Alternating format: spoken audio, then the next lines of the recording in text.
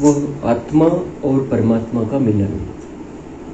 त्या नियमांचं पालन करून भाई बहिणी जायचे मधुबनला बाबा मिलन साठी. तो वह शुभ घड़ी भी आ पहुंचती जब उन जिज्ञासु आत्माओं को ब्रह्मा बाबा और शिव बाबा के सामने ले जाया जाता और सभी यज्ञवत्स भी आसपास बैठे देख रहे होते कि ये हमारे नए भाई बहन आए हैं. बाबा और मम्मा के सामने बैठे हुए वे जिज्ञासु अपने मन में बड़े प्रसन्न होते. म्हणजे हे पहिले दिवस की डायरेक्ट नवीन जे कोणी आलं डायरेक्ट बाबांच्या समोर जायचे आणि त्यांच्या समोरच बाबांचा प्रवेश वगैरे व्हायचा त्यांच्यामध्ये. तर ते सगळी त्याची प्रोसिजर आपण स्टेजवरून बघतो ते डायरेक्ट व्हायचं त्यांच्या समोर. यहां आने से पहले तो उनके मन में यह प्रश्न अथवा उत्सुकता बनी रहती थी कि शिव बाबा ब्रह्मा बाबा के तन में कैसे आते होंगे, उनकी प्रविष्टता को हम कैसे जान पाएंगे, शिव बाबा से हमारा मिलन कैसे होगा. बऱ्याचशा शंका कुशंका मनामध्ये किंवा क्लियर नाहीये. तो कैसे बाबा आते होंगे, कैसे हम उनसे मिलेंगे, ये सारे प्रश्न. परंतु अब जब वे आकर आत्मा निश्चय होकर बैठते और बाप दादा की ओर निहारते तो वे उनकी नजर से निहाल हो जाते. जेव्हा ते स्वतःला आत्मा समजून तिथं बसायचे बाबांच्या समोर, बाबांची अशी दृष्टी पडायची की बिलकुल त्यांना असं वाटायचं की पा लिया जो पाना था. ब्रह्मा बाबा के नेत्रों रूप खिड़कियों से शिव बाबा आत्माओं से मिलते. डोळे रूपी खिडक्या ब्रह्मा बाबांच्या आणि त्याच्या आतमधून बघतो शिव बाबा. तो ऐसे ही हमें भी जब हम बाबा को देखते हैं यहाँ पर, ऐसे ही अनुभव करना है कि ये शिव बाबा आकर बैठा है ऊपर भ्रुकुटी में और ये खिड़कियां हैं और उन खिड़कियों में से शिव बाबा हमें देख रहा है. अंदर बैठा हुआ हमको देख रहा है, शिव बाबा देख रहा है. ब्रह्माचं शरीर रूपी घर आणि त्याच्यामध्ये ते डोळे रूपी खिडक्या आणि त्याच्यामधून शिव बाबा आपल्याला बघतोय. ही खूप सुंदर योगाची अवस्था आहे की आपल्याला इथं बसून बाबांना इथंच अनुभव करायचा आहे. तर ही पद्धत आहे की बाबा मध्ये बसलेलं आहे, हे शरीररूपी घर आहे ब्रह्मबाबांचं, त्या खिडक्या आहे दोन डोळे म्हणजे, आणि त्या खिडक्यांच्या आतमधून बाबा आपल्याला बघतोय. जसं आपण घराच्या आतमधून खिडकीमधून डोकावतो बाहेर, तसं शिव बाबा त्या खिडक्यांमधून आपल्याला बघतोय. तर तशी दृष्टी घ्यायची आपण बाबांची.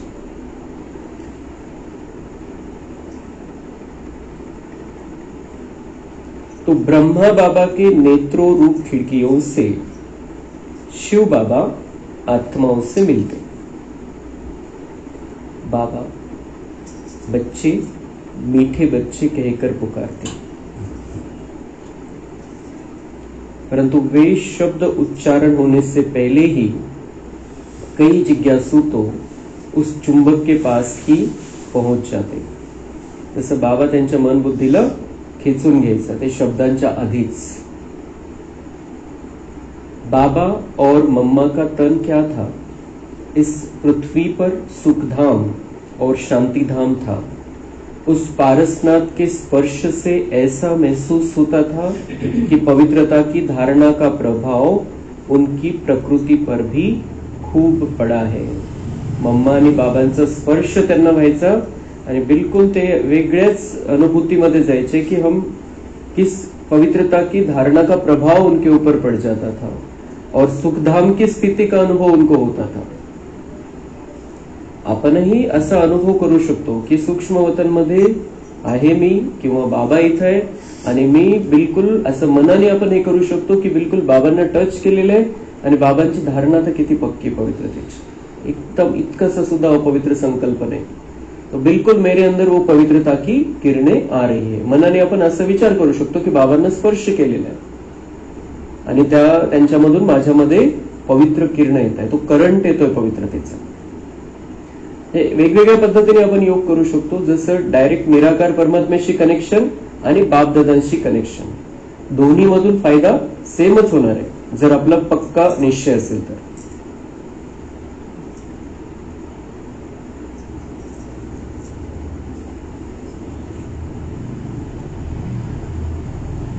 तो सचमुच उन दोनों के तन में भी ऐसी विलक्षणता थी कि जिससे आत्मा की जन्म जन्मांतर की थकावट दूर हो जाती थी. जेव्हा बाबा मिलन व्हायचं, आपण हिस्ट्री हॉल मध्ये बघितलेले. हिस्ट्री हॉल, पांडव भवनचा हिस्ट्री हॉल, 2 संगली ठेवलेल्या असायच्या. एका संगलीवर बाबा बसायचे, एका संगलीवर मम्मा बसायच्या आणि आत्म्यांचं परमात्म्याशी मिलन व्हायचं.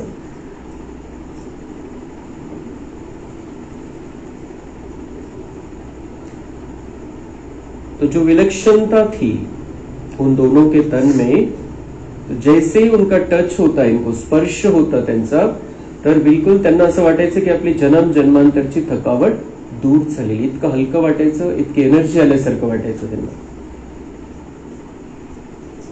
परंतु उस ईश्वरीय गोद का सौभाग्य उन्हों को मिल सकता जो आजीवन ब्रह्मचर्य की धारणा की तथा योगाभ्यास की प्रतिज्ञा लिए हुए होते थे. बिल्कुल कडक धारणेमध्ये त्यांनाच तो अनुभव करवला जायचा. वास्तव में उस मिलन में देह का भान ही नहीं होता था. अपनी देह की भी सुध-बुध न होती थी. अशरीरी अवस्था क्या होती है और आत्मा का परमात्मा से मिलन कैसा होता है, उसका जो अवर्णनीय अनुभव उन सुखद क्षणों में होता था, उससे आत्मा गदगद होती थी. शब्दात वर्णन नाही होऊ शकत अशी ती अवस्था होऊन जायची. जेव्हा मम्मांचा आणि बाबांचा स्पर्श व्हायचा, त्याच्यामध्ये देहभानाचा अंश पण नव्हता. बिलकुल ते विलक्षण असं मिलन आत्माचं परमात्म्याशी. तब मन में इस संसार का कोई संकल्प या आभास नहीं होता था और आसपास बैठे यज्ञवत्सों की उपस्थिति का भी पता नहीं रहता था. आहा, आत्मा का परमात्मा से वह मिलन ऐसा होता था कि तब बीच में किसी दूसरे की याद, किसी भी प्रकार का कोई संकल्प विकल्प, मन में कोई भी इच्छा या तृष्णा नहीं होती थी, बल्कि एक आत्मा और दूसरा पिता परमात्मा, दोनों बिंदु आपस में ऐसे स्नेह और चाव से मिलते थे और परमात्मा की ओर आत्मा का ऐसा दिव्य आकर्षण रहता था कि कैसे उसकी व्याख्या करें. इतकं आकर्षण निर्माण व्हायचं की ज्याचं वर्णन नाही करू शकत, शब्दात सांगू नाही शकत की ते काय होतं, ते जे मिलन होतं. तो दोनों बिंदु आपस में स्नेह और चाव से मिलते थे, बस ही स्थिती होती. देहभान बिलकुल नाही, आत्म्याचं परमात्म्याशी क्लिअर मिलन या धर्तीवर. तर तो चान्स तर आपल्याला माहिती नाही मागच्या जन्मामध्ये भेटला असेल, पण आपल्याला आता तो चान्स घ्यायचा आहे. जेव्हा आपण बाबा मिलनसाठी बसतो, इथं बाबा मिलन असेल त्यावेळेला पण, आणि आता बाबा मिलन सुरू होणार आहे. तसं 18 ऑक्टोबरला पहिलं बाबा मिलन आहे, तर त्यावेळेला पण. आणि जेव्हा आपण बाबाच्या कमऱ्यामध्ये बसतोय, बिलकुल तल्लीन होऊन बाबा मिलन बनवायचं. आत्मा और परमात्मा, बिलकुल त्यांच्याकडून शक्तीची किरणं आपल्यामध्ये आली पाहिजे, पवित्रतेची किरणं आपल्यामध्ये आली पाहिजे. कारण आपल्याला बाबांकडून काय घ्यायचंय? सुख, शांती, प्रेम, आनंद, ज्ञान, पवित्रता आणि शक्ती. तर त्या किरणांच्या सहित आपल्याला आपल्या जीवनामध्ये चालायचे. तर ते आपण बाबांकडून घेऊ शकतो. आज पण तो अनुभव आपण बाबांकडून प्राप्त करून घेऊ शकतो. बाबा मिलनच्या दिवशी तर विशेष. बाबा मिलनला आता खूप कमी दिवस राहिलेले शिल्लक, तोपर्यंत आपल्याला चांगली तयारी करायची. या बाबा मिलनला आपल्याला हा जो अनुभव सांगितला तसा अनुभव झाला पाहिजे. इतकी स्थिती आपली श्रेष्ठ बनवायची.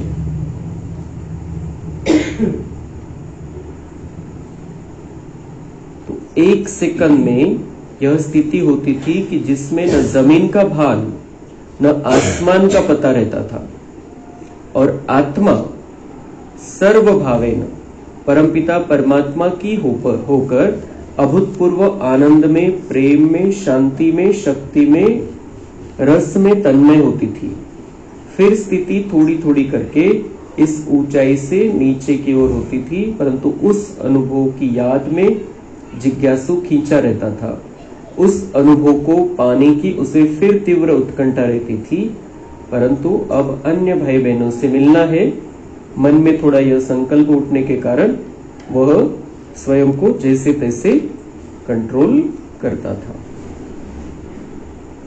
तर ज्या वेळेला ते बाबाशी मिलन मनवायचे त्यावेळेला ते स्पेशल मिलन, मुरली नंतर चालायची, पण हे मिलन डायरेक्ट मिलन.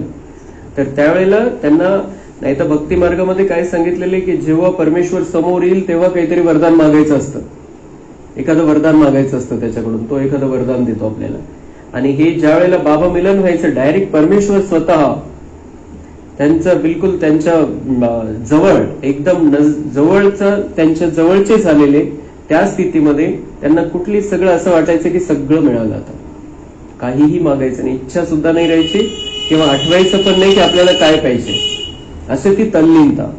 तर या अशा प्रकारच्या तल्लीनतेचा अनुभव आपल्याला घेत राहायचा आहे. आज तर बाबा त्याच्यापेक्षा ते तर डायरेक्ट होतं, आणि आता तर बाबा सगळ्यांसाठी कधीही तयार आहे असा अनुभव द्यायला. तर आपल्याला तो अनुभव घ्यायसाठी आपली ती स्थिती आत्मिक स्थितीपर्यंत आपली पोहोचली पाहिजे. खूप व्यवस्थित चांगल्या प्रकारे आपण स्वतःला आत्मा समजायला सुरुवात करायची आहे. आत्मा समजून एकमेकांशी बोलायचंय. आपण सगळे सुंदर आत्मे, शरीर कोणाचं कसंही असू द्या, वागणं बोलणं कसंही असू द्या, पण आत्मा ओरिजिनल खूप सुंदर आहे. तर ते आत्मिक स्थिती आत्मिक दृष्टीने आपण सगळ्यांना बघायला सुरुवात करायची. तर मग आपलं ते बाबांशी जे मिलनाचा अनुभव आहे तो तितका आपल्याला पक्का होत जाईल. त्याच्यातून तितका जो अनुभव, असा जो आपण ऐकलं वर्णन, तशा प्रकारचा अनुभव पण आपल्याला मिळू शकतो. तर ते त्यांचं मन नाही व्हायचं तिथून उठायचं, पण मग त्यांना संकल्प यायचा की अभी अन्य भाई बहनों से भी बाबा को मिलना है. तर ते स्वतःला आवरून घ्यायचे आणि मग थोडं हळूहळू हळूहळू बाजूला व्हायचे. जिज्ञासुओं के पहले जो ये प्रश्न उठते थे कि परमात्मा का मिलन कैसे होता होगा, उस समय वातावरण और वायुमंडल किस प्रकार का होगा, शिव बाबा की प्रविष्टता का पता कैसे चलेगा, इनके उत्तर उन्हें अपने अनुभव से मिलते थे. परंतु यह अनुभव उस घड़ी होता था जिस घड़ी वे प्रश्न भी मन में प्रादुर्भूत न होते थे, बल्कि आत्मा एक टिक होती थी. सगळ्या प्रश्नांची उत्तरं त्या अनुभवातून त्यांना मिळून जायची. प्रश्न समाप्त आणि डायरेक्ट अनुभव. जिज्ञासुओं द्वारा अनुभव का वर्णन. ब्रह्मा कुमारी हृदय मोहिनी जी कहते, म्हणजे दादी गुलजार, त्यांचे सुरुवातीचे काळातले अनुभव. जिज्ञासु बाद में जब अपना अनुभव सुनाते थे तो कहते थे, हम जब बाबा से मिले तो हमने पहले तो एक दिव्य प्रभाव अनुभव किया. दादी गुलजार त्यांचा अनुभव सांगताय, हम जब बाबा से मिले तो हमने पहले तो एक दिव्य प्रभाव अनुभव किया. अतिशय दिव्यतेचा अनुभव त्यांना झाला. आत्मा में शांति का स्पर्श गहरा गहरा होता गया. बिलकुल असं, म्हणजे त्याला म्हणतात डीप सायलेन्स. अतिशय शांतीचा अनुभव झाला. आत्मा अतिशय शांतीच्या स्थितीमध्ये पोहोचली जेव्हा बाबांशी त्यांचं मिलन झालं. बाबा से जब दृष्टि ली तो उसमें एक विचित्र स्नेह का अनुभव हुआ. बाबांकडून दृष्टी घेतली, बाबांशी मिलन होत असताना त्याच्यामधून पण एक वेगळाच अनुभव.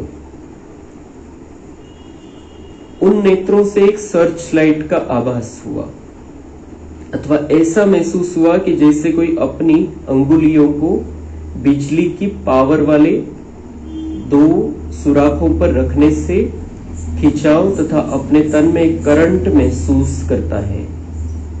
जसं ते प्लग लावल्यानंतर करंटचा अनुभव होतो, तसं त्या डोळ्यांमधून करंट निघतोय असा अनुभव दादी म्हणताय मला झाला त्यावेळेला. म्हणजे एक झाला शांतीचा अनुभव, एक तर दिव्यता जाणवली, एकदम फुल दिव्यता. दुसरं की आत्म्याला एकदम अतिशय शांतीच्या स्थितीमध्ये आत्मा पोहोचली. आणि तिसरं, जसं बाबा त्या दृष्टीमधून करंट देतोय आपल्याला. तर हे असे अनुभव आपल्याला करायचे, मनाला तशी दिशा दाखवायची. बाबांशी इतकं एकटिक होऊन जायचंय, एकाग्र व्हायचंय की बाबांकडून तसा अनुभव आपल्याला मिळेल. आणि तो मिळवण्यासाठी बाबांची आठवण नाही करायची, पण ते ऑटोमॅटिक होईल.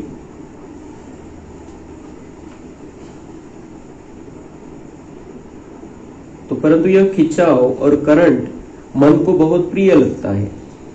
तो जो करंट आहे त्याच्याने तर त्रास होईल, थोडासा पण झटका बसला तरी किती त्रास होतो, पण दादी म्हणता ये जो करंट मिल रहा था उनसे वो तो बहुत प्रिय लग रहा था, बहुत अच्छा करंट लग रहा था. तो ये प्रिय लगता है, आत्मा को सुहाता और भाता है. आत्मा स्वयं में एक शक्ति का संचार तथा स्वयं पर प्रकाश का एक फव्वारा सा छूटता महसूस करती है. बिलकुल अशी एनर्जी येते आपल्यामध्ये, त्या करंट मधून असं जाणवत होतं आणि जाणवायला पाहिजे आणि जाणवतं. बाबामधून जर आपण तशा प्रकारची दृष्टी घेतो आत्मिक स्थितीमध्ये राहून, तर तसं जाणवतं की मेरे अंदर वो लाइट आ रही है, प्रकाश का फव्वारा बाबा मुझ पर डाल रहा है. या सगळ्या अलौकिक गोष्टी आहे आणि याचा सुंदर अनुभव आपल्याला करत राहायचा आहे. तो ये सब हम इस बाबा के जो बाबा का तस्वीर है उसके सामने बैठकर भी कर सकते हैं, सूक्ष्म वतन में भी कर सकते हैं, और डायरेक्ट आत्मा का परमात्मा से बिंदु रूप में मिलन मनाना है तो परमधाम. पण बाकी सगळा जो अनुभव घ्यायचा आहे आपल्याला तो आपण इथं बाबाच्या कमऱ्यामध्ये बसून पण घेऊ शकतो आणि सूक्ष्म वतन मध्ये जो बाबांचा कमरा आहे तिथं जाऊन पण घेऊ शकतो. आणि आपल्याला मधुबनच्या कमऱ्यामध्ये जाऊन घ्यावा वाटला तरी इथं बसून आपण तो अनुभव करू शकतो की मी इथं नाही, मधुबनच्या बाबाच्या कमऱ्यात बसलेली आहे.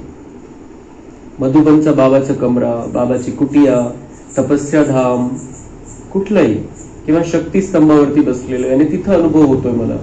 जे काही आठवलं आपल्याला तिथं जाऊन, जे काही आपल्याला सोपं वाटेल तिथं बसून आपण हा अनुभव करू शकतो. वो स्वयं को आकाश तत्व की बजाय प्रकाश तत्व में अनुभव करती है. तब कोई अपवित्र संकल्प नहीं उठता है. जब बाबा से मिलन हो रहा होता है तब कोई अपवित्र संकल्प नहीं उठता है. मन में मलिन संस्कार धुल गए लगते, काही राहिलंच नाही आपल्यामध्ये असं जाणवतं त्यावेळेला. आणि असं जाणवून जाणवून बऱ्याच वेळेला असा अनुभव करून करून आपल्यातली सगळी मलिनता धुवून निघली जाईल. और जीवन में एक अपार हल्कापन, उल्लास, हिम्मत, उपराम भाव तथा दिव्यता का अनुभव होता है और मन कहता है कि वह इसी में ही रमा रहे, इसी का ही रसास्वादन करता रहे. जीवन है तो यही है, सुख है तो यही है, मुझे प्यास थी तो इसी चीज की, ऐसे ही मन बोल उठता है. त्यावेळेचा अनुभव दादी ऐकवताय की असं वाटतं त्यावेळेला की बिलकुल हलकापण है जीवन में, कशाचंही ओझं राहिलेलं नाहीये, बिलकुल उमंग उत्साह आहे, जीवन खूप सुंदर आहे, हिम्मत आहे माझ्यामध्ये आणि उपराम म्हणजे बिलकुल वैराग्य वृत्ती है. मुझे यहां से जाना है, तैयारी करके जाना है, तो दिव्यता का अनुभव, मेरे अंदर दिव्यता मैं धारण कर रही हूं, ये अनुभव. तर त्यावेळेला हे सगळं त्यांच्या मन बुद्धीमध्ये चालायचं आणि असं वाटायचं की बस ये क्षण कभी समाप्त ही न, ऐसे ही चलता रहे. और मुझे प्यास थी तो इसी चीज, यही तो पाना चाहते थे हम. हेच तर पाहिजे होतं आपल्याला. भक्ती कशासाठी केली इतके दिवस, इतके वर्ष, इतके जन्म कशासाठी भक्ती केली की आपल्याला सुंदर अनुभव करायचा होता. पण तो थोडक्यात होता आपल्या भक्तीमध्ये. पण बाबा तर खूप काही द्यायला आलेले आहे आपल्याला. तो मुझे और कुछ नहीं चाहिए, मुझे रास्ता मिल गया, मैंने खजाना पा लिया, मुझे मंजिल दिख गई है, मैं स्वरूप में टिक गया, ऐसी गुप्त आवाज अंदर उठती है. काय काय होतं मनामध्ये की मला आता काहीच नाही पाहिजे, मला रास्ता मिळालेला आहे. आता काही रस्ता शोधायची नाही, कोणाला काही विचारायची गरज नाही. बाबा मिल गया है और बाबा अपनी उंगली पकड़कर मुझे चला रहा है. बस कोणाला रस्ता विचारायची गरज आहे. मैंने खजाना पा लिया, जे पाहिजे होतं, जे मिळवायचं होतं ते मिळालं. आणि असा खजाना प्राप्त होतोय की जो सोबत येणार आहे आणि आपण सगळ्यांना वाटून मालामाल करू शकतो, असा खजाना मिळतो. मुझे मंजिल दिख गई है, मंजिल दिख गई है कि मुझे अब कहाँ जाना है, अब मैं कहाँ जाने वाला हूं. अब मैं सतयुग में देवता बनने वाला हूं, राजाई मिलने वाली है मुझे, और मैं स्वरूप में टिक गया. ऐसी गुप्त आवाज अंदर उठती है, मैं स्वरूप में टिक गया, मैं समझ गया हूं मैं कौन हूं, मैं एक सुंदर चैतन्य सितारा, एक सुंदर अशी आत्मा आहे, तर त्या स्वरूपामध्ये टिकलो मी, जो आहे मी स्वतः त्या स्थितीमध्ये आहे, अशी गुप्त आवाज दादी म्हणताय अंदर उठती है। इससे पहले का जीवन याद नहीं आता, फिर जब याद आता है तो अज्ञानता का वह जीवन तथा कौड़ी तुल्य लगता है। तो याद आता है वो जीवन तो कैसा लगता है? अज्ञानता का जीवन। बाबा के हम नहीं थे तब हमारा जीवन कैसा था? अज्ञानता से भरा जीवन था और कौड़ी तुल्य था। अभी बाबा ने हमारे जीवन का मूल्य बढ़ा दिया है। दुनिया वाल्यांना किंमत नसेल पण बाबांना आपली किती किंमत आहे। बाबा किती मानतो आपल्याला, किती इज्जत देतो आणि किती जिम्मेदार आत्मे समजतो आपल्याला।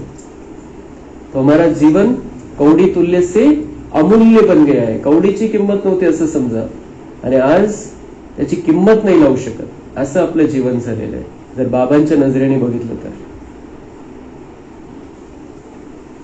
तो उस समय वातावरण में अपूर्व खुशी की लहर, शांति की तरंगे, स्नेह की उर्मियां, दिव्यता के समंदर, एक अनोखे प्रकार का सन्नाटा आत्मा को महसूस होता है। आणि दादी काही शिकलेले नाही पण काय शब्द वापरले त्यांनी त्यांचा अनुभव व्यक्त करताना। वातावरण में अपूर्व खुशी की लहर, शांति की तरंगे, बस जसं आनंदाचा समुद्र आलेला आहे आणि लहरी उठत आहे आनंदाच्या बाबा मिलनच्या वेळेला, तिथलं जे त्यावेळेचं बाबा मिलन। शांति की तरंगे, सगळीकडे शांती शांती, शांतीचे व्हायब्रेशन, स्नेह की उर्मिया, बिलकुल असं प्रेममयी वातावरण, ईश्वराचं निस्वार्थ प्रेम, दिव्यता के समंदर, बिल्कुल दिव्यतेचं समुद्र तिथं आहे, एक अनोखे प्रकार का सन्नाटा, इतकी शांती आणि त्या शांतीमध्ये एवढं सगळं काही, खुशी, शांति, स्नेह, दिव्यता, आत्मा को महसूस होता है। आत्मा उस दिव्य प्रकाश से आलोकित एक पवित्र प्रभाव से परिपूर्ण वातावरण में स्वयं को शरीर से न्यारी होती हुई सी महसूस करती है, क्योंकि आत्मा को तो परमात्मा खींचने लगता है और देह अलग होने लगते, असा अनुभव होतो अशरीर अवस्थेचा की मी अलग आणि माझं शरीर अलग। असं नाही की आपण निघून जाणार आहे शरीरामधून, जाऊ शकत नाही आपण।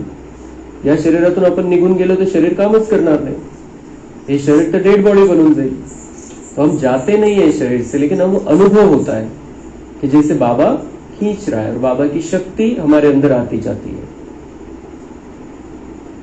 तर तसं आपल्याला हे असे वेगवेगळ्या प्रकारचे अनुभव आपण बाबांच्या कमऱ्यामध्ये करू शकतो। आणि बाबांनी सांगितलेलं आहे की आता माझा कमरा मधुबन मधून मी सूक्ष्म वतन मध्ये बदललेला आहे, तर सूक्ष्म वतन मध्ये जाऊन पण आपण बाबांकडून अशा प्रकारचे मिलनाचा अनुभव घेऊ शकतो।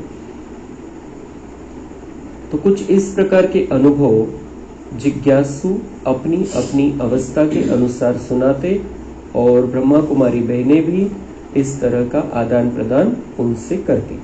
तर अशा प्रकारचे हे अनुभव बाबा मिलन डायरेक्ट होत असताना आणि नंतर पुढे आपण बघू ज्ञान मुरली सुनते समय दिव्य अनुभव, असे वेगवेगळ्या प्रकारचे अनुभव आहे। आणि त्याच्यातून आपल्याला इतकं काही शिकायला मिळतं की आपण ते सगळं आपल्या जीवनामध्ये आज पण वापरू शकतो आणि त्याचा फायदा घेऊ शकतो।